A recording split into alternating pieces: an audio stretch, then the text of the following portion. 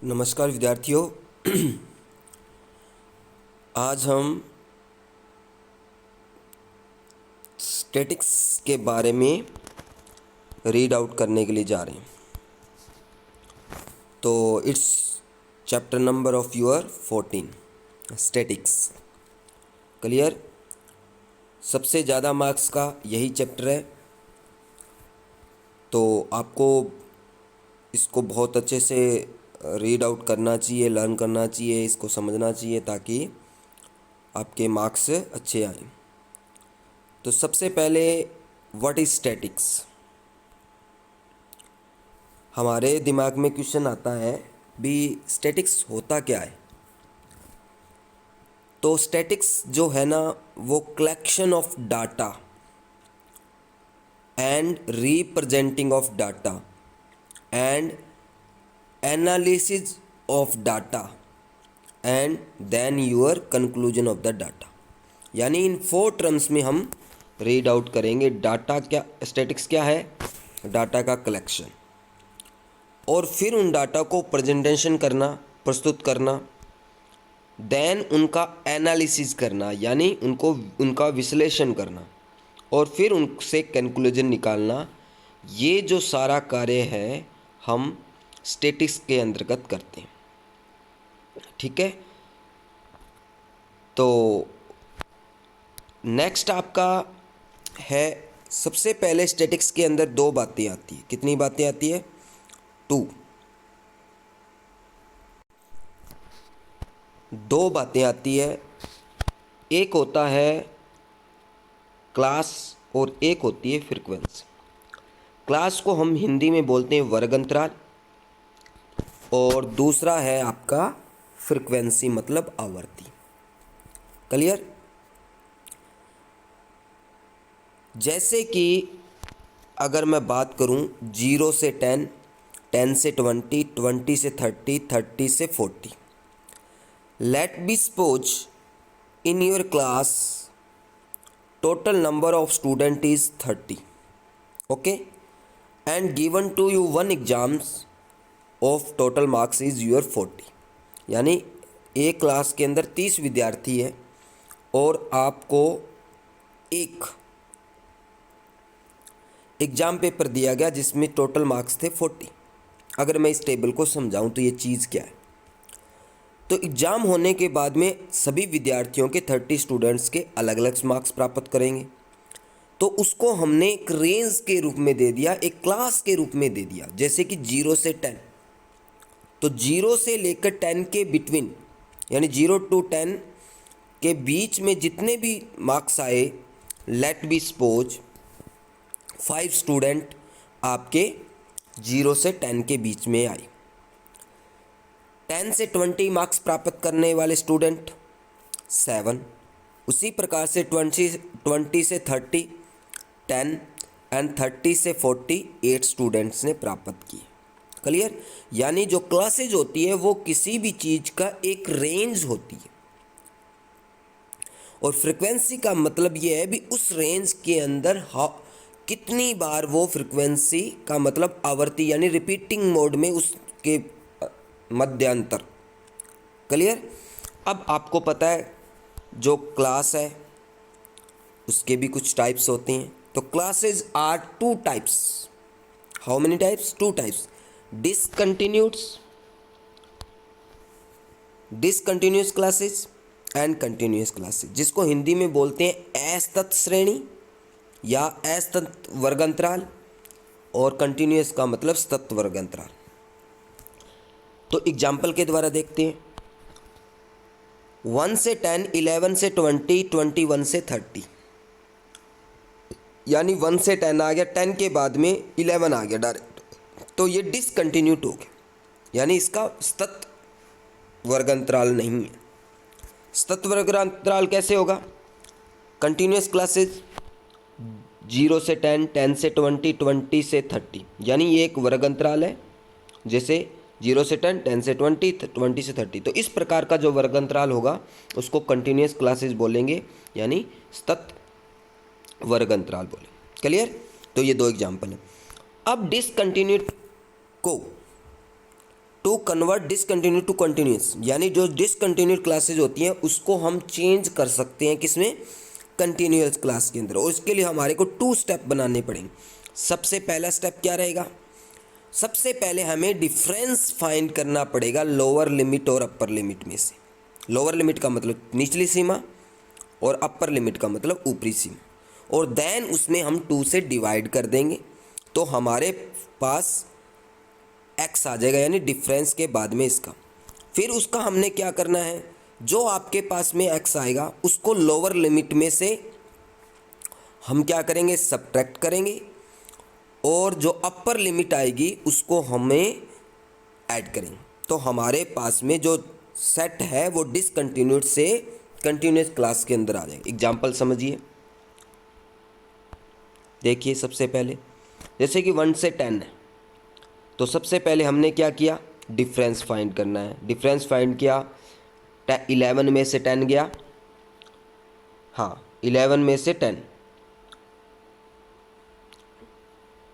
1 में 2 का डिवाइड करेंगे, 11 में से 10 1 और डिवाइड करेंगे 2 से, तो हमारे पास 0.5 x की वैल्यू आ गई। क्लियर। अब इसका हम क्या करेंगे, नेक्स्ट स्टेप के अंदर जो लोअर लिमिट है यानी 1 के अंदर तो हम सब्ट्रैक्ट करेंगे, यानी लोअर लिमिट में से तो हम सब्ट्रैक्ट करते हैं, तो 1 में से 0.5 गए 0.5, और जो अपर लिमिट है उसमें हम 10.05 ऐड करेंगे, तो हमारे पास रेंज क्या आ गई 0.5 टू 10.5। नेक्स्ट ऑफ योर 11 में से 0.5 लेस करेंगे तो ये कितना आ गया 10.5 एंड 20.5। अकॉर्डिंग टू दिस करते रहेंगे हम। 21 में से 0.5 लेस किया तो 20.5, और 30 में 0.5 ऐड किया तो 30.5। तो हमने ये क्या किया, डिसकंटिन्यूअस यानी असतत श्रेणी से हमने सतत वर्ग अंतराल या श्रेणी के अंदर हमने चेंज कर दिया। क्लियर। नेक्स्ट 2 मिनट बाद है ना,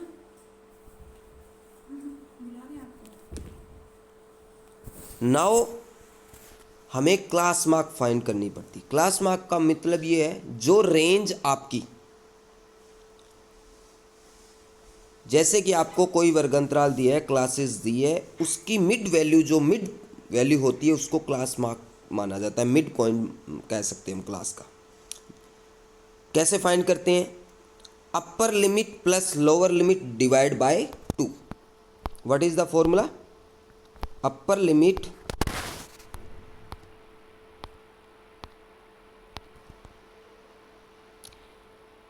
lower limit plus upper limit by 2। इसको हम डिनोट करते हैं एक्स आई से, इंटायर चैप्टर के अंदर, पूरे चैप्टर के अंदर। लेट बी सपोज जैसे कि क्लास आपको 0 से 10, 1 से 10, 11 से 20, 20 से 30, तो इसकी मिड वैल्यू फाइंड करेंगे तो हमारी क्लास मार्क आएगी 1 से 10 11, 11 by 2 5.5, 21 by 2 10.5, 21 plus 30, your answer is 25.5। Again ये तो डिसकंटिन्यूड का। अब कंटिन्यूस जो सीरीज है उसका 0 से 10, 10 से 20, 20 से 30, तो 0 प्लस 10 10, 10 बाई 2 5, 10 से 20, 10 प्लस 20 15, 20 से 30 डिवाइड बाई 2 25। ओके, तो एक्स आई कॉलम हम कहाँ पे यूज करते हैं, जब हम मीन निकालते हैं वहाँ पे हमें क्लास का मिड पॉइंट यानी क्लास मार्क निकालनी होती है, और देन जो फ्रीक्वेंसी कॉलम होता है वहाँ पे हमने इसको मल्टीप्लाई करना होता है। तो वहाँ पे ये क्लास मार्क या एक्स आई कॉलम या न्यू एक्स कॉलम जिसको हम बोल देते हैं वो फाइंड करना होता है। यानी हमें क्या करना होता है, दोनों को add, upper limit plus lower limit, upper limit plus lower limit by 2 से डिवाइड करके हम क्लास मार्क फाइंड करते हैं, एक्स आई कॉलम फाइंड करते हैं। अब इसका अलग एक फॉर्मूला अलग भी है जिसमें हम क्लास विड्थ फाइंड कर लेते हैं, और देन वो क्लास विड्थ क्या करेंगे, 2 subtracting to consecutive class marks हम फाइंड कर लेंगे। तो देखिए अब हमें जो mainly central tendency of the data है, केंद्रीय प्रवृत्ति के माप है, उसमें हम 3 प्रकार का पढ़ते हैं। कौन कौन से? मीन, मीडियन, मोड, यानी माध्य, माध्यक या माध्यिका और बहुलक, यानी 3 जो मेजर आपके चैप्टर के अंदर है, जो नॉर्मली तौर पर हाईएस्ट मार्क्स के अंदर क्वेश्चंस आता है बड़े रूप में, वो मीन, मीडियन और मोड। मीन मोस्ट इम्पोर्टेंट है। अब मीन को भी हम यानी माध्य को भी हम 3 तरीके से फाइंड करते हैं। फर्स्टली डायरेक्ट मेथड यानी प्रत्यक्ष विधि, दूसरा एज्यूमीन मेथड यानी कल्पित माध्य विधि, और तीसरा है आपका स्टेप डाइवेशन मेथड यानी पद विचलन विधि। तो सबसे पहले हम किसके बारे में रीड आउट करेंगे? डायरेक्ट मेथड की, यानी प्रत्यक्ष विधि, और मेनली एग्जाम्स के अंदर यही आती है आपकी। तो सबसे पहले आपको क्या करना होता है इसके अंदर? पहला स्टेप ये हमें गिवन टेबल्स होती है जिसमें हमें क्या फाइंड करनी होती है? क्लास विड्थ या हमें क्लास मार्क। तो क्लास मार्क फाइंड करने के एक तो तरीका, और upper limit plus lower limit by 2, यानी निचली सीमा प्लस ऊपरी सीमा को 2 से भाग देकर हम निकालते हैं, या हम क्लास विड्थ फाइंड करने के बाद में ऐड करते जाते हैं तो हमारे पास में क्लास मार्क कॉलम आ जाता है। ठीक है, तो सबसे पहले आपको क्लास इंटरवल कॉलम दिया होगा, उसके बाद में हमने क्लास मार्क उसकी फाइंड करनी होती है, देन फ्रीक्वेंसी कॉलम गिवन होता है आपको, और देन आपने एफ और एक्स कॉलम का मल्टीप्लाई करना होता है जिसे एफ एक्स बोलते हैं। यानी जो क्लास मार्क आप फाइंड करते हो क्लास इंटरवल कॉलम से एक्स से, तो उससे एक्स आई बोलते हैं, और जो फ्रीक्वेंसी कॉलम होता है गिवन होता है उसको एफ आई बोलते हैं।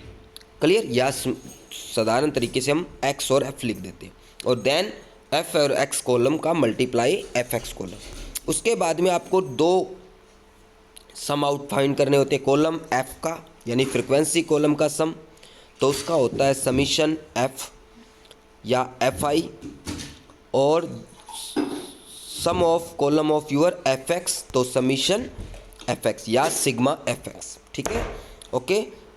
नेक्स्ट आपका स्टेप सेकंड क्या रहेगा? इसके बाद में आपने मीन का फॉर्मूला लगाना है। What is the formula of mean?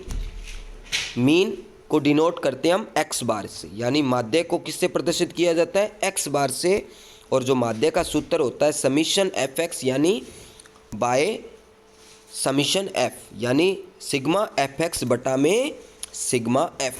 It is your formula of mean.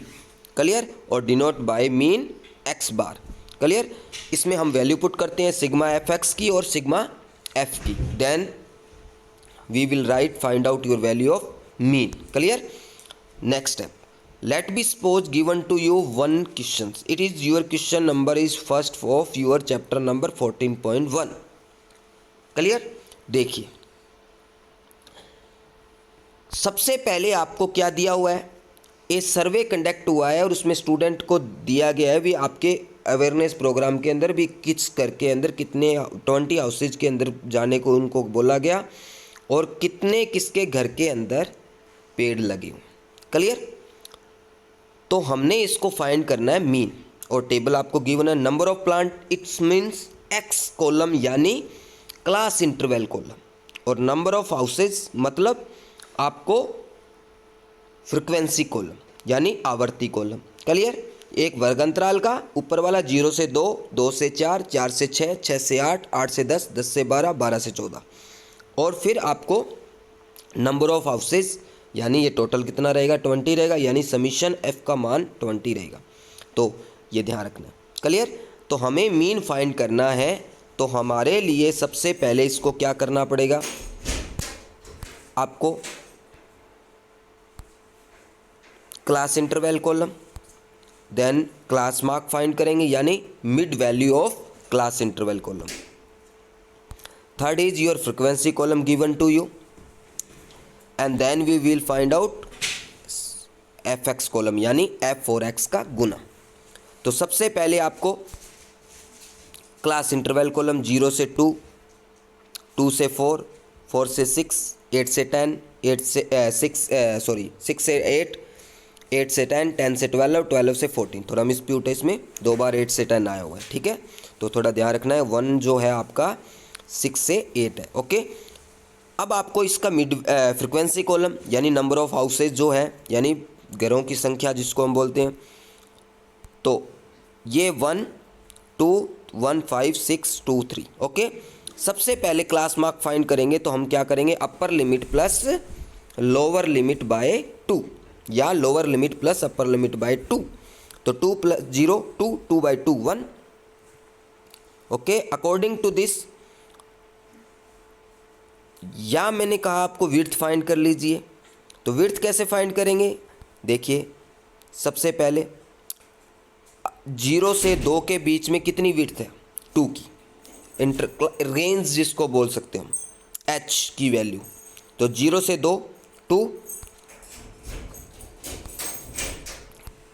Okay. अब then you will add width in your x column, 5 7 9 11 and 13.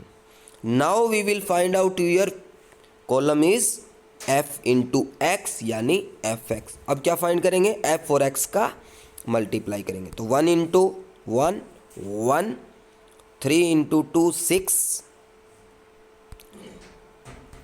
5 into 1 5, 7 5 जा 35, 9 6 जा 54, 11 2 जा 22 and 13 3 जा 39. Now we will find out of your summation f यानी sum of your column is f। तो sigma f यानी summation f। अब हम frequency f column का टोटल करेंगे, तो इसका टोटल कितना आएगा, sigma f equal to 20, okay. Now we will find out of your sigma fx यानी समीशन fx यानी sum of column of your fx, okay. तो नाउ 1 6 5 35 54 39 इज योर 162।